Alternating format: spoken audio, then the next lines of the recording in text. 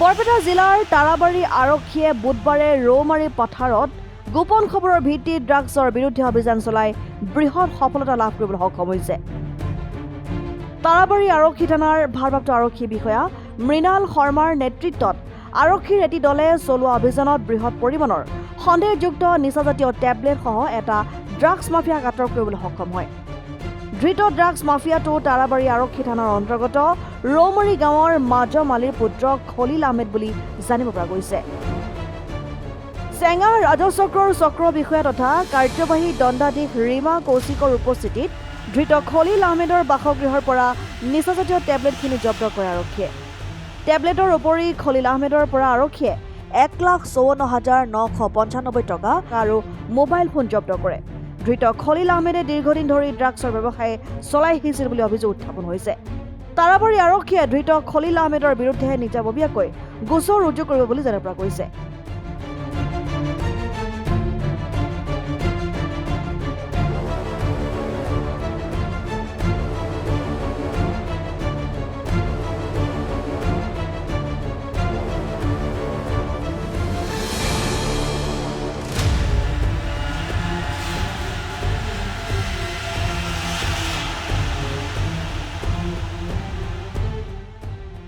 বৰপেটা জিলাৰ তাৰাবাৰী আৰক্ষীয়ে বুধবাৰে ৰৌমাৰী পথাৰত গোপন খবৰৰ ভিত্তিত ড্ৰাগছৰ বিৰুদ্ধে অভিযান চলাই বৃহৎ সফলতা লাভ কৰিবলৈ সক্ষম হৈছে।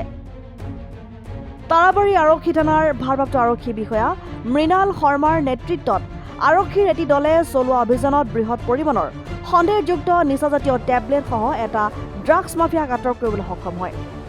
ধৃত ড্ৰাগছ মাফিয়াটো তাৰাবাৰী আৰক্ষী থানাৰ অন্তৰ্গত ৰৌমাৰী গাঁৱৰ মাজম আলীৰ পুত্ৰ খলিল আহমেদ বুলি জানিব পৰা গৈছে।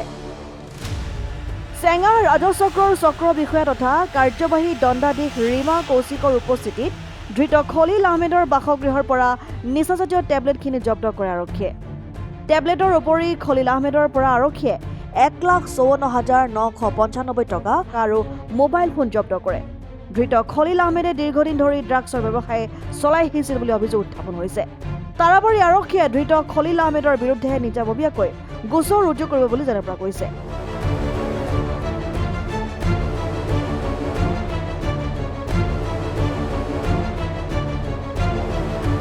News desk report, democratic Assam.